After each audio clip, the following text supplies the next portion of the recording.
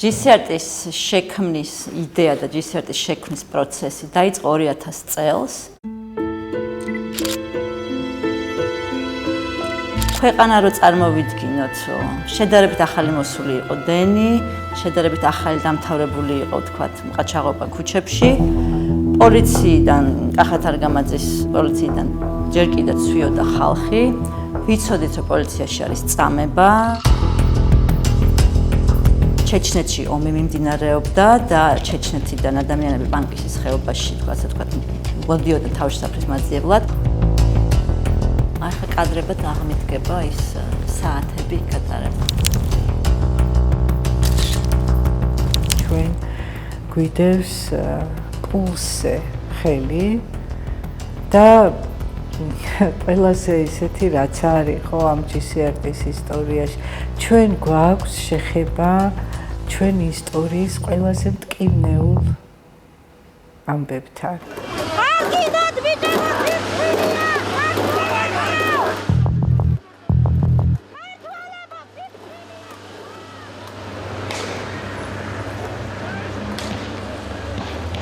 ოცდაოთხი წელი შესრულდა და ჩვენ გამოვიცვალეთ 3 ხელისუფლება. და იმ 3 ხელისუფლების განმავლობაში ვიყავით მუდმივად აი ყველა ამ დროს დასარელებული ადამიანების გვერდით საინტერესო ისტორია იყო.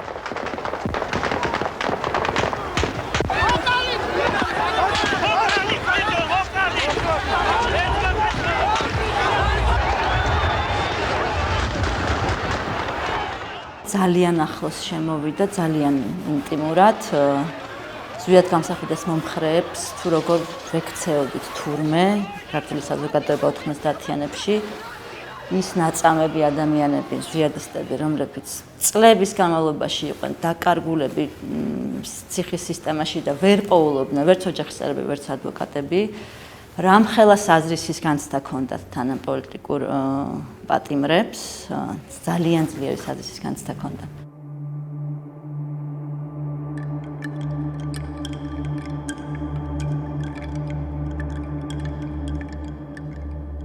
ეს იყო, ასე ვთქვათ, ჩვენი პირველი ბენეფიციარები ისინი იყვნენ სუსტად, ეს იყო როგორც სამოქალაქო ომის ბიჭები პოლიტიკური მოსაზრებით დაპატიმრებული და ნაწამები და ძალიან მძიმე გამოცდილება გავლილი ადამიანები.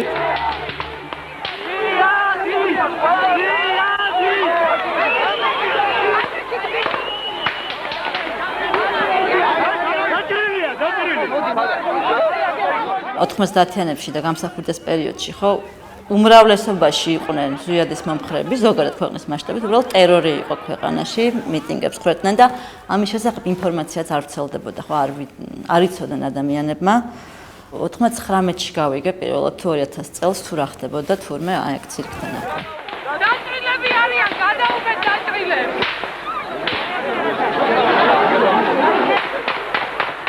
ეს ხო ბერიას ეგრეთ წოდებულ ბერიას ციხეში დაპატიმრებული ადამიანი. უმძიმესი დასიანებებით მითხრა, რომ აი საკანში სადაც უამრავჯერ საწამებად ვერც კი დადიოდა, მიათრევდნენ, მოათრევდნენ ესე მდგომარეობაში იყო. და ვიცოდი, რომ ერთ-ერთი სიკიდე ესეთი დაკითხვა წინ მელოდა და ფიქრობდი, რომ ამას ვეღარ გადავიტანდი, ვეღარ გაუძლებდი და ესე თვალებს ვაცეცებდი, კედლებზე ხო პატიმრებს, უამრავი წარწერები აქვთო. და იქ ვიყავი მთელი ერთი თვე და რა არ წამიკითხავს და ეს წარწერა არ შემიმჩნევიაო და იქ ეწერა ეს თეთრგვარდიელების სიმღერიდან რო არის. Не падайте духом, поручик Голицын. Не падайте духом, поручик Голицын. Корнет Абаленский, სიდლაიწ კანია და გავიმართებო მახსოვს და აღარაფრის აღარ მეშინოდა და მქნეთ წავედი ამ დაკითხვაზე. Поручик Голицын. პირველი ბენეფიციარები ასევე იყვნენ ტყვედ-ნამყოფი ოფიციალურად, ტყვედ-ნამყოფი, ტყვეთა ბანაკში ნამყოფი განსაკუთრებით დაზარალებული ადამიანები. ერთ-ერთი პირველი შემთხვევა იყო ის ადამიანი, თქვა ჩვენი ორგანიზაციის და ერთ-ერთი ყველაზე მძიმე.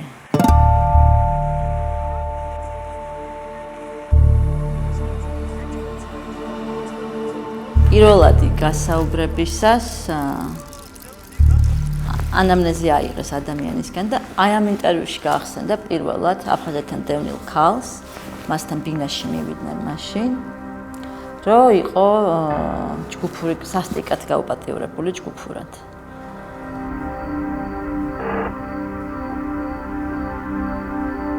7 წელი იყო გასული. ამაზე ის კი არა ნალაპარაკები არ ქონია. სხეულებრივად მთელი მეხსიერება იყო და ძალიან ძიმე დაავადებები ჰქონდა ამ ადამიანს, მაგრამ ნათქვა კითხვა არ დაუსვას არავის, ნათქვამი არ ქონია ეს.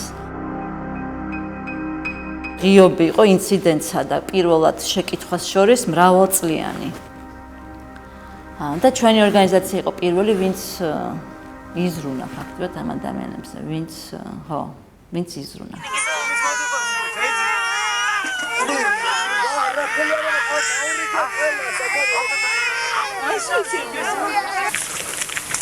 მოვედი როგორც ბავშვთა ფსიქოლოგი. და პირველი რასთანაც მომიწია შეჭიდება ვიტყოდი ამ სიტყვას, იმიტომ რომ საკმაოდ რთული სამუშაო აღმოჩნდა, მომიწია მუშაობა ბავშვთა ჯგუფთან.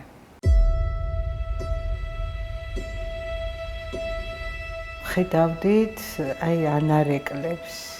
ეს არ იყო ის ბავშვები, რომლებიც საკმაოდ რო იყო ხო გასული, მოხვდნენ ომში, მაგრამ აი ანარეკლებს, აი ამ ომის ისტორიებს, რომელიც ჩანდა აი ამ ჯგუფში მუშაობის დროს. მე რა თქმა უნდა ნელ-ნელა ერთმანეთი მოყავდათ უამრავი ძალიან მძიმე ისტორია ვიცით, რომელმაც ასე ჩვენს გულზეც გადაიარა და მე ნელ-ნელა შემოდიან აი მას 2002 იყო, შემოდიან უკვე ჩეჩენიურ ტომები.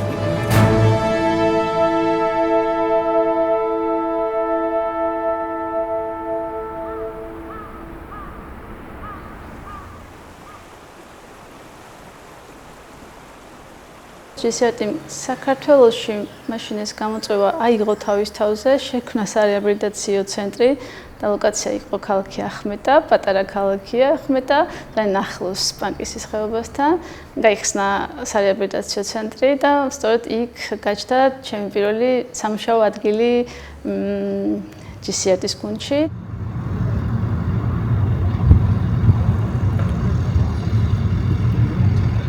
ეს იყო ხალხი, ვინც იმ პერიოდში ძალიან მარტო, შიშველი ხელებით სოფლიო მხარდაჭერის გარეშე შეიძლება ითქვას, იმიტომ რომ ეს ჩეჩნეთი მაშინ ძალიან მარტო იყო ამ ხელა ბრძოლაში, როგორც ჰქონდა, რაც გადაიტანა რუსეთთან. ფაქტობრივად გენოციდის მსგავსი იყო ჩეჩნებისთვის ეს გამოცდილება. Есть за горами, за лесами маленькая Чечня. Там люди с грустными глазами, всюду идет война. Там небо вспышками искрится, от взрывов дрожит земля. Там ежедневно гибнут люди, грусть в их глазах видна. Маленькая Чечня, маленькая Чечня. Стонет земля и плачут дети, нам не нужна война. თავიდან მუშაობდი ბავშვებთან და პირველი кейსი, ასე ვთქვათ, შემთხვევა ბავშვების რომელთანაც მუშაობდი, 2 ტყუპი ძმა და 1 და იყვნენ, ბიჭები იყვნენ 8 წლისები, და იყო მაშინ 5 წლის. მათი მამა მოვიდა, ზევდა ოფისი ჰქონდა მაშინ, დარეკა ზარი და თირკმელი მინდა გავყიდო, ჩეჩენი ოჯახი იყო. თირკმლის გაყიდვა მინდა და გავიყვანო ოჯახი ამ ქვეყნიდან. მასუსლელა ერთ-ერთი იყო ზუსტად, რომელიც ამ ბავშვებთან მუშაობდა, იმიტომ რომ მათ მართლა საოცარი მაგათ საუკეთესო თამაში რაც იყო, საყვარელი იყო, როგორ გამოართვენ ხელიდან პუტინს ატომურ იმ ხუთს აფეთქებს, როგორ დააჭერენ და მთელ სამყაროს ააფეთქებენ, იმიტომ რომ მათ არავინ არ დაეხმარათ.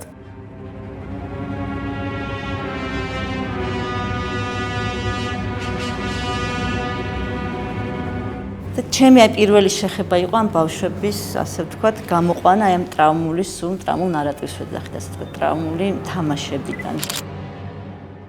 ბავშვებთან რომ აშკარად იყო შედეგი, მერე უკვე დედები გვენდობოდნენ, ქალთა ჯგუფები ჰქონდა ხოლმე ცალკე. ძალიან ძლიერი, საკმაოდ მასკულინური, საკმაოდ ისეთი ენერგიული მამაკაცები, როგორ ტიროდნენ, მაშინ როდესაც იხსენდნენ იმ ამბებს, რაც გადახდათ ამ ომის დროს, როგორ ვერ დაიცვეს ქვეყანა, როგორ ვერ დაიცვეს საკუთარი შვილები, ცოლი, სახლი და ჩვენ ვიყავით ამ ამბების პირველი შემგროვებელი.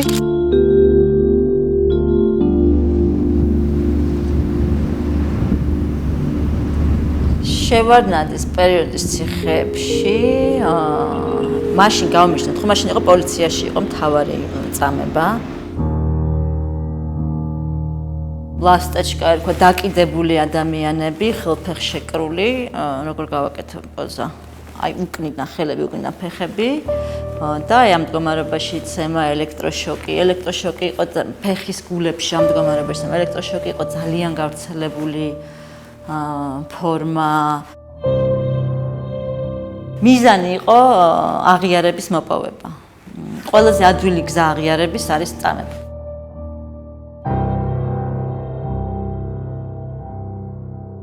და ეს ადამიანები არ ვფრიდნენ, რომ ნაწამებები იყვნენ.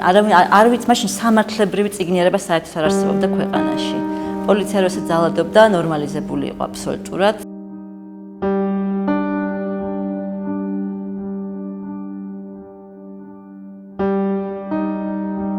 ჯანდაცვაზე ხელმისაწვდომობა არარსებული რამე იყო.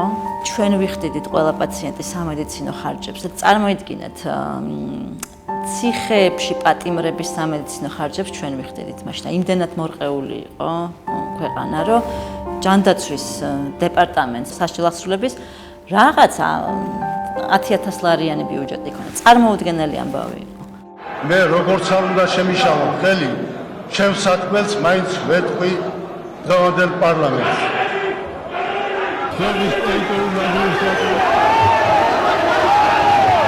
მოხდა ვარდების რევოლუცია და ძალიან სწორი გზით დაიწყო ქვეყანამ სვლა. თუმცა სააკაშვილს რომ გამოაცხადა ნულოვანი ტოლერანტობა, ძალიან მალე საქართველოს გაუხდა ყველაზე მაღალი ციხის პოპულაცია. მეოთხე ადგილზე ავედით უცებ მსოფლიოში. ვიყავით სადღაც 2015. იმდენად აიწია ციხის პოპულაცია 100,000 სულ მოსახლეზე. და ერთია თქვა ციხის პოპულაციის გაზრდა, მაგრამ მეორეა ციხის შიგნით რა ხდებოდა. 2006 წელს მაგალითად მე მგონი პირველად საქართველოში ჩვენი ორგანიზაცია შევიდა ავჭალის დაწესებულებაში, სადაც მაშინ არ არსებობდა არანაირი ფსიქოლოგიური სამსახური, არანაირი სერვისი, აი ოდნავ ახლოსაც რომ ყოფილიყო დაუშვათ რეაბილიტაციის ან რაღაც მსგავს პროცესთან და ეს ხო ჩვენი პირველი მცდელობა, რომ რაღაც აი პატარა სხივი შეგვეტანა სივრცეში. იქ დაგვხვდა ჩვენ ბიჭი, რომელიც ქუჩაში ცხოვრები ბავშვი იყო და ხამე ციოდა და ლეიბი მოიპარა. და ამის გამო იყო დაკავებული. ბავშვები იჯდნენ, ქვაბი მოიპარა ვიღაცამ, არავინ არ უჩივლა, ციხეში გაუშვეს. მობილური ტელეფონზე თავისთავად ციხეში უშვებდნენ ბავშვს. და იყო სრული ქაოსი. წამება ეს ერთ დღეში არ დაიწყო ციხეში, ესეც პროცესი იყო. შეიქმნა პირველი ფსიქოსოციალური სამსახური მთელი თავისი სტრუქტურით, მთელი თავისი პროფესიული გადამზადებით, პირველი სოციალური, ნამდვილი, რეალური სოციალური მუშაკი გაჩნდა ამ სივრცეში, ფსიქოლოგები შევიდნენ. ამ პერიოდში აქაც ციხიდან გამოსვლა ადამიანებს ვემსახურებოდით ჩვენ.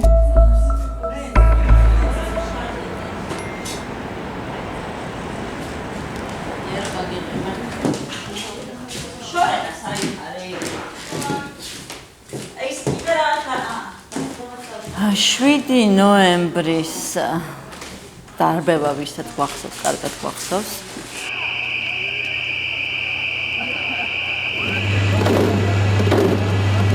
ჩვენც მოვყევით ამაში წავიღეთ სოდიანი წყლები, რაღაცები, ქონდა ეს გვაკარდით ბანერებს ამის უფლება რატის ლექსი იყო ხელისუფლებას, რომ ხელყო შენი თავისუფლება ვანონუმისმენ და რაღაცა და ნუ აი ჩვენასო დაგვიმისნა სად მოხვდით და სად მიმალებოდით.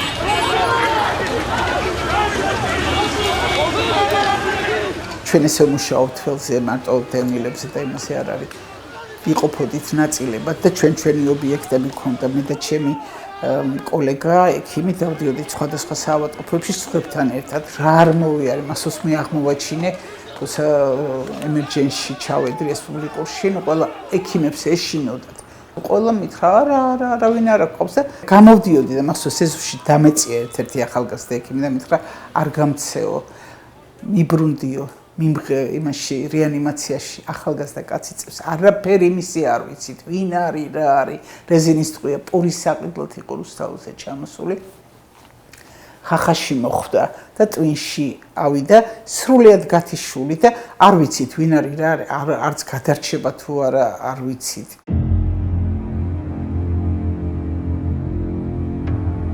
ერთი ბიჭი მახსენდება რომელიც ყვებოდა როგორ მისდევდნენ სადარბაზოში ეს იყო მისთვის ყველაზე ესეთი მტკივნეული ინტრუზიული მოგონება როგორ ვერსად ვერ იმალება როგორ ყველა მხრიდან პოლიციელი მოდის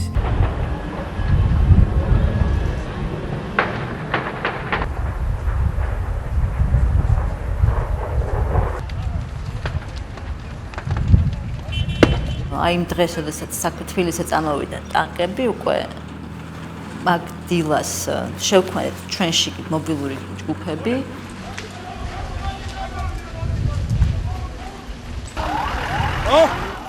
გახსოვთ ტყვეები რო იყვნენ, რო გადმოიყვანეს აქეთ. პირველად მივედით ჩვენ. და საოცარი ამბავი იყო.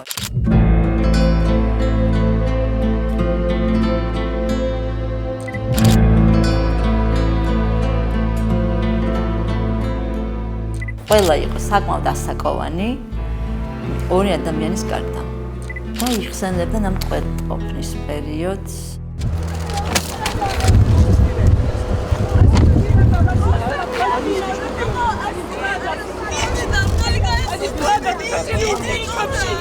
როდესაც უკვე რუსული სამხედრო ნაწილები შემოვიდნენ, ორი ადამიანი, ცოლ-ქმარი, ასაკიანი ადამიანები, დააყენეს მუხლებზე გვერდზე უდგათ მეზობელი ცოლ-ქმარივე, რომელიც ბიძაშვილად ეკუთვნოდნენ, აი მოგვარეები იყვნენ და ამათ თვალწინ ყელი გამოსჭრეს ამ ადამიანებს. და იმდენად მძიმე ემოციური ფონი ჰქონდათ, აი ამ ცოლ-ქმარს გადარჩენილებს ჰქონდათ, როგორც დანაშაულის განცდა.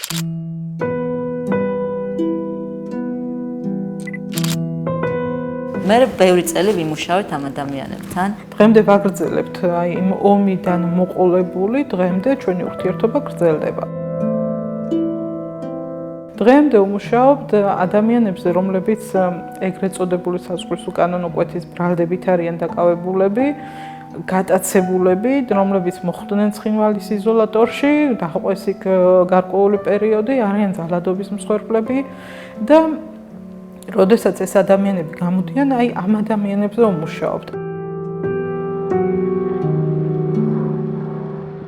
ვმუშაობთ მთლიანად ოკუპაციის ხაზის მიმდებარე სოფლის მაცხოვრებლებზე. მუდმივი დაუსრულებელი სტრესია, ხო? ვიღაცა დილასად გაიღვიძებენ, არ იციან, სულ ესმით, თქვა, რაღაცა წვრთნები მიდის, სულ მუდმივი რისკის ქვეშ ცხოვრობენ, მუდმივი.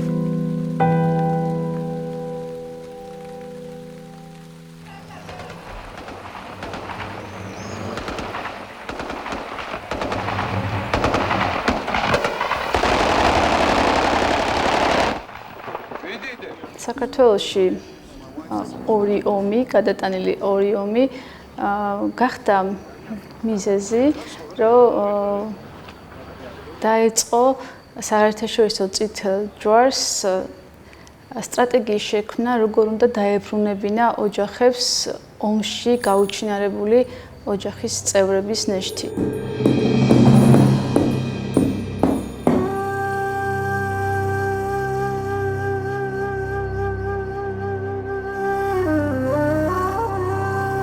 ეს არის ფსიქოლოგიური ტრაუმის ფენომენი, თორსა ადამიანი ფიზიკურად გაუჩინარდება, თუმცა ფსიქოლოგიურად რჩება შენს გვერდით.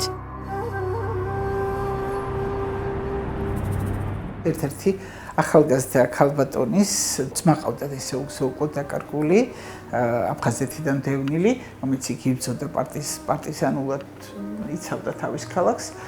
როგორი სიხარული იყო, როცა ეს ჩვენ არავის არ გაგვიხარდა იმ თემოიდანზე რაღაც ესეთი აღმართული ციკლი არავის არ მოგწონდა ვიზუალურად ეს რა დადგეს ვამდე. მას როგორ ამბობდა, რომ რა ბედნიერება, მე მივდივარ იქ და ვდგევარ იქ, ჩემი ძმის სახელია, ადგილი, მოდების წერტილი, რომ სადმე, სად დადგნენ, სად მოიხსენიონ. ძალიან სხვანაირი ეს არის ტრაუმა და ძალიან მძიმე.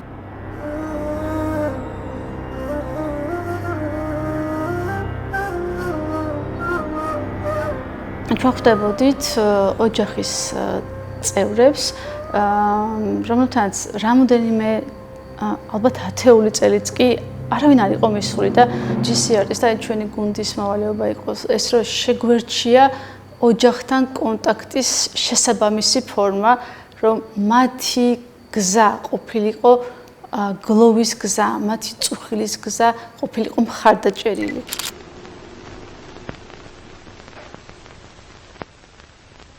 მახსოვს 28 წლის ვარ, საკმაოდ ახალგაზრდა და მოცეც ამ საშუალო ასაკის ქალს ხვდებოდი ხოლმე, რაც ეს მოახლოვდებოდა ისე, როცა შეხვედრის საათი დგებოდა, გრძნობდი გულის არეში ჩხრეტას, აი რაღაცა ძალიან ტკიოდა და ეს ტკივილი ისეთი რთული ტკივილი იყო, აი სიტყვის არ ქონის ტკივილი იყო, აი რა უნდა ვუთხრა მე ამ ქალს, რომელმაც ერთ-ერთი შვილი დაკარგა და დღეს ჩემთან მოდის კონსულტაციას და ჩემთან მოდის სესიაზე. რა უნდა უთხრა და მახსოვს როგორ ხანდახან დავდიოდი ჩემთავს და ვეჩხუბებოდი, აი ყველაფერი უაზრობაა. რა მნიშვნელობა შეიძლება გქონდეს, როცა ერთ-ერთი შვილი აღარ არის და შემატყო და თვითონ მემითხრა მახსოვს რომ იცი შენ რომ ჩემთან ზიხრა და მე მეხმარები, აი ეს შენია ყოფნა ჩემი შვილის დამსახურებაა. რომ ჩემმა შვილმა შენი თაობა იხსნა, მე გმირი შვილი გავზარდე და ჩემი შვილი გმირია და აი მაშინ მივხვდი რომ რამხელა ძალა აქვს ადამიანს, რომ ადამიანის საზრისი ადამიანშია, რაც უნდა დიდი ტრაუმა იყოს, თუ სწორად ეძებ, ფრთხილად, მაგრამ სწორად ხარ მასთან, ის საზრისი იპოვის და ეს საზრისი თვითონვე მანახა ამ ქალბატონმა, აი თავის ამ სიტყვებით, რომ მის ტრაუმაში იყო საზრისი, გმირი შვილი გაზარდა.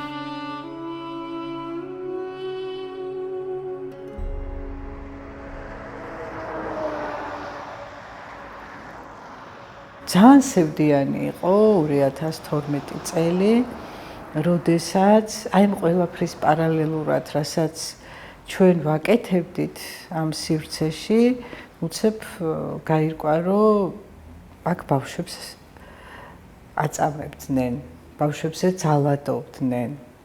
ფაქტობრივად ეს იყო, აი როგორ გითხრათ, აი თავს რო ჩამოგენგრევა. დანის ციხეში რაც ხდებოდა, არ ვიცი რა სიტყვები ხარ, წარმოუდგენელი რამე იყო.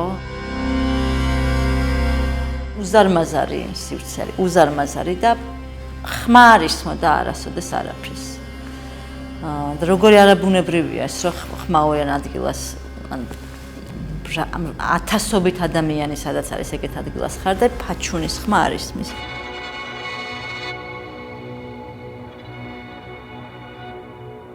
CPT არის ევროპის საბჭოს წამების პრევენციის კომიტეტი. ერთ-ერთი ეს დაწერეს დასკვნაში, ვერანაირი წამება ვერ აღმოაჩინეს და ეს დაწერეს, რომ არა ჩვეული სიჩუმე იყო ციხეშიო. არც ერთმა ადამიანმა არ უცხა მათ იმის შესახებ, რაც ხდებოდა, არც ერთმა პატიმარმა არ გაუზიარა იმის შესახებ, რაც ხდებოდა, იმის შიშით, რაც მოყვებოდა ამას.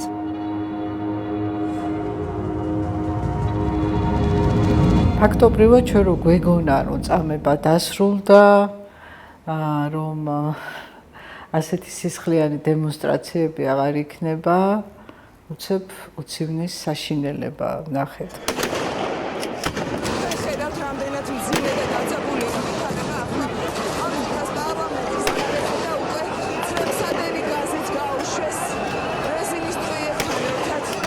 ანუ ყველა მანამდე აი მე ეხლანდელი გავრილობის ღამეზე მე პირადად დაახლოებით 4 ადამიანი მყავს ესე რომელსაც თვალი დააკარგინეს და პრინციპში მხედველობა დააკარგინეს.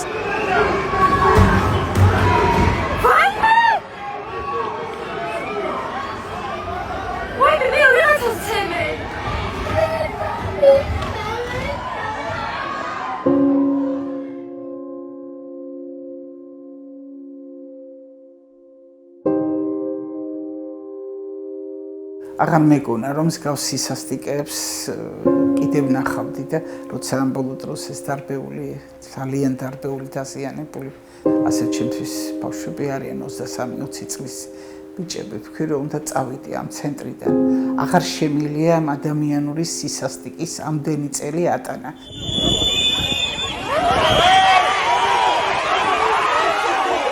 სახელდახელოდ ჰქონდათ მანქანები მომზადებული, სადაც წაიყვანდნენ ადამიანებს საწამებლად. რა ლოკაციებზეც იყო ეს მანქანები, ხო? ეს ყველაფერი ნიშნავდა, რომ დაგეგმილი იყო, რომ უსასტიკესად ეწამებინათ, ეცემათ ადამიანები. G7 ამ დროს უკავშირდება საერთაშორისო ორგანიზაციებს, ვინც მუშაობენ წამებაზე, რომ სასწრაფოდ ჩამოდით. რაც აქ ხდება, ეგეც აქ არ მომხდარა და ძალიან მნიშვნელოვანია, რომ მოხდეს ამის დოკუმენტირება. ისე, როდესაც დრო დადგება, ყველა მტკიცებულება გქონდეს, რომ წამებლები დაისაჯონ.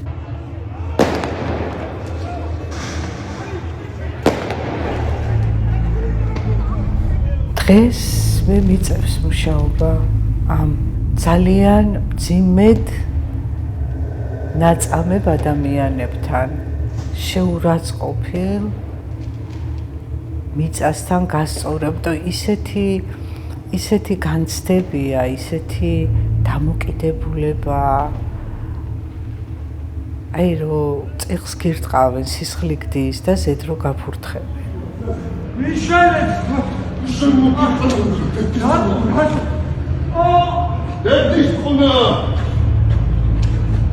ნაწიბურს ჩვენ ვერაფერს ვერ უზავთ, რომელსაც ეს ამბები ტოვებს, ხო, ადამიანის ფსიქიკაზე და რაღაცნაირად რომ ასწავლო, რომ აი ამით იცხოვროს.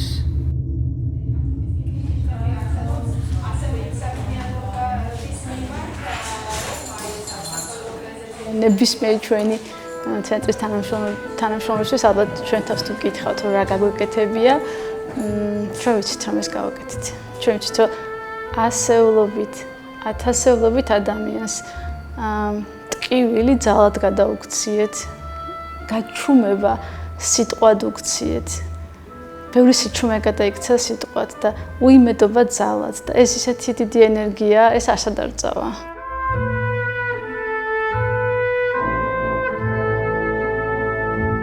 2008 წლის ომის ერთ-ერთი ახალგაზრდა ქალის ომის შემდეგ მოგვიანებით სხვა პროექტში წეროვანში შემხვდა. მითხრა რომ იცი როგორ ვიყავი, აი როცა ყველაზე მეტად გამიჭირდებოდაო, ყველაზე მეტად ფიქრობდი წარმოვიდგენდი აი თქვენ ქუჩას, როგორ შემოვდიოდი ამ სადაროდ, გავჩერდებოდი, კარებზე ქონდა განსაკუთრებით. აი ამ კარებსო დავინახავდი, ამოვისუნთქავდი და ვამბობდი, დარეკავს არს, ეს კარები გაიღება, შეხვალ და ყველაფერი კარგად იქნება.